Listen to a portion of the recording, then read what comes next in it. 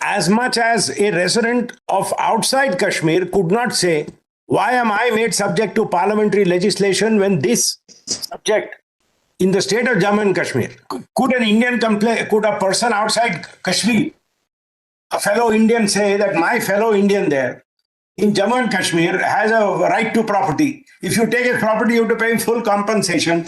But if I am outside Jammu and Kashmir, take my property and you can show me a blank piece of paper and there's nothing I can do. G70 now leads to the abrogation of 19(1)(f) in Jammu and Kashmir. It does. But which is not a part of the basic structure. 19(1)(f) has been held not to be a part. It is not as much today. If you are creating a larger equality, the solicitor has developed this point, you've created a larger equality. Where is the question of violating 14? And individuals, my lord, that principle must be extended. Then it says the power of parliament to make laws shall be limited to those matters in the union and the concurrent list which in the consultation with the government of the state are declared by the president to correspond to matters specified in the instrument of accession. So this was on the issue of the legislative list and that schedule, matching them with our 7th schedule, and the president would decide how the 7th schedule is to be divided. And here it's only consultation consistent with the philosophy that accession and instruments of accession, these are what are in international law called political documents, not political in the political sense. Political I think, Mr. Salve, it's very clear now. If the president wanted to make any exceptions or modifications, yes, in respect of defense, communication, or external affairs, then only consultation was required. Correct. Now, my lord, of the first proviso to clause D. Correct. Now, my lord, applying other provisions of the Constitution, and my lord, I don't have to give your lordships a catalogue of which are the other provisions. I mean, there are so many important provisions of the Constitution. They would be phased in and applied under D. Right. And for that, they said concurrence. They would require concurrence. They would require concurrence. They referred to either defense, correct. The legislative lists, affairs or communications. Broadly, let us say the legislative lists are put to one side because that is really power to make laws. Yes. But for institutions, your lordship's jurisdiction under 32, for example. The Constitution also, yes. Your lordship's jurisdiction under 32. Should it extend or should it not extend to Jammu and Kashmir? These are, and what about public service commissions? What about election commissions? So on and so forth. So, not all those were provisions to be applied, if necessary, with adaptation. Now, what is important? And I come back, therefore, to my point. How does this align with a complete accession? Article 3 is the answer. That this is an arrangement for the phased introduction of the Constitution, keeping or reserving unto the President the power to disapply this article. Now, obviously, for that, there cannot be concurrence. So it makes sense. Recommendation if there is a Constituent Assembly, otherwise, the action of the President. This was the arrangement, this was the compromise. And my lord, this compromise was not just with the state of Jammu and Kashmir. The solicitor has placed before your lordships the sharp differences of view, even in the Congress Working Committee. They rejected this plan. First time when Shri Gopal Iyengar presented it. Sardar Patel's letter is cited in the solicitor's list of dates. He said, sorry, I don't accept this. So this was a very matter with more than one point of view and competing points of view. So this was the compromise formula, which is incorporated here in the Constitution. This was the workable arrangement. This is all right. Ultimately, we will decide and we will keep to ourselves the power to disapply this article. But if this works, phase by phase, introduction of the Constitution, why not? And it did work to a large extent. So, my lord, that principle, which my lord, the Chief Justice was pleased to put to me, about lesser power and larger power, would it not require greater safeguard? That would not occur. That's what I call the contextual argument. I am not finished with this, and I have eye on the clock, my lord. If there's anything more, I can assist your lordship on this point. Otherwise, let me move to my next point. I think we can move to your next point, Mr. Salve. Yes. Second point is, my lord, there has been some arguments about even if 370 applies, no radical change. And Delhi laws were cited. Now, my lord, some cleaning up because some principles need to be clearly stated. The Birla Cotton Mills in Re Delhi laws, the power to extend laws, you cannot make a radical change. But that can have no application here. That principle can have no application here. Because your Lordship has seen those cases. Your Lordships read down the power to extend and apply laws under Article 14. The argument was excessive delegation. You have conferred upon the executive the power to change a law made by Parliament and its application. And that is why your Lordship said we read it down. That the philosophy, the basic policy of the law cannot be changed, radical changes cannot be made. My Lord, 370 is a part of the Constitution itself. There is no question of excessive delegation. This is a power conferred on the President. And that is why my Lord Lakhanpal rejects this approach. But I was giving your Lordships an answer on first principles. Yes. The power, my Lord, under 370 is plenary in nature. And this is a power conferred by the Constitution. A plenary power is not subject to the principle of, or is not amenable to a challenge of excessive delegation because the Constitution has made this delegation. Where Parliament makes a law which is subject to Article 13, or where the state legislature makes a law which is subject to Article 13, then Article 14 challenge can be brought saying this is excessive delegation. And all the Delhi laws, in Delhi laws downwards cases, all dealt with excessive delegation. In statutory provisions on the anvil of Article 14, it is completely irrelevant to 370. Your Lordship has already said this in Puranmal, but I wanted to just put it on first principles. Yes.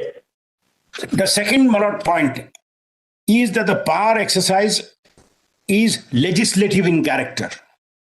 I don't think I need to belabor that point very hard. Applying provisions and disapplying provisions, modifying provisions of a law is legislative in character. I don't think I need to cite authority for that matter. To suggest that this is an executive power is like saying ordinance making is executive power.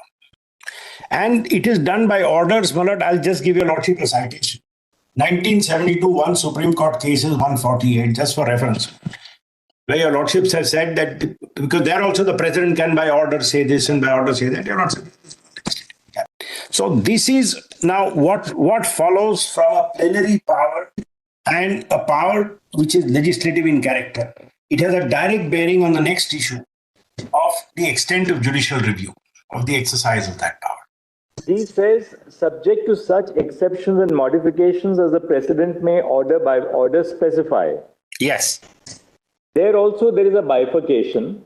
Yes. Matters which refer to the instrument of accession require consultation. Other matters, other than those governed by the instrument of accession, require concurrence. Correct. Now, the point which I was making, perhaps that got lost. We wanted you to just come back again. Yes. So again, my Lord, why this subtlety of instrument of accession being consultation and other than instrument of accession being concurrence, the significance should not be missed. Where it comes to instruments of accession and terms of accession, the last word is with the union. No, where do you say that? How do you say that? Because, my Lord, instrument of accession requires consultation, not concurrence. The first proviso. Why this dichotomy in the first and second proviso, my Lord? And that also, my Lord, feeds into my point, therefore, that where it comes to disapplying the 370 completely, because the whole idea of 370 was accommodating the political compromise in the accession. You know, Mr. Salve, yes, clause B of 371B, yes, does not relate to the power to make adaptations, modifications, or exceptions at all. Yes. What 371B says is that of all the items in the three lists, the President, the power of Parliament to make laws would be limited by specific matters. Yes. So you take the matters in the list as they are, and then you define what would be the domain of Parliament to make the law. There is no power to make exceptions or modifications in clause B at all. No, not at all. Bifurcate. You correctly said that there was a bifurcation. Matters which are referable to the instrument of accession are those on which you only require consultation, because these matters clearly specified in the IOA: defense, correct, foreign affairs, communication. Therefore, when Parliament specified the matters on which it would make laws, if those matters were referred to in the IOA, only consultation of the state government was required. Yes. Because they were specified in black and white in the IOA. Correct. But matters which were not specified in the IOA but are governed by the three lists, concurrence is required. And my lord, now when it comes to yes. D is not just specification of matters. D is making exceptions or modifications. That's right. There again they had a dichotomy. You can make exceptions or modifications, but if it relates to matters in the IOA, consultation. Only consultation. So you are really right that insofar as D is concerned, in regard to matters which are specified in the IOA, only consultation is required. And my lord, one cannot miss the significance, what I wanted to add, of the overlay of the principle of international law, which is engrafted in 363, that these are matters primarily for the sovereign. Instruments of accession and their interpretation has always been a matter for the sovereign. And here the accession being complete, irrevocable and irreversible. That is clear. 1 and 3, Article 1 and 3. Where it touched the instrument of accession, the president had the last word. And that philosophy is reflected in sub-article. That if you want to completely disapply this political arrangement, if there is a constituent assembly, consult them, otherwise you can do it. And there also recommendation. In other words, Mr. Salve, what you're trying to drive at is that clause 3 of Article 370 is absolutely on the same is on the same philosophy or is the same platform as clause B1 and the first proviso to D. You're trying to equate the power and the substantive part of clause 3. The underpinning is the same, my lord. The underpinning is the same. The first proviso to D and B1. Yes, and because the underpinning is, this is where we accommodated, or this is where the powers that be, when framing the constitution, accommodated the political compromise in Kashmir. And unsurprisingly, they reserved the power in the president. Instead of driving one to Article 368, they reserved the power in the president to disapply this entire. It's a very unusual provision, my lord. There is no other equivalent. The executive president is executive government, where the executive government can disapply a provision of the constitution,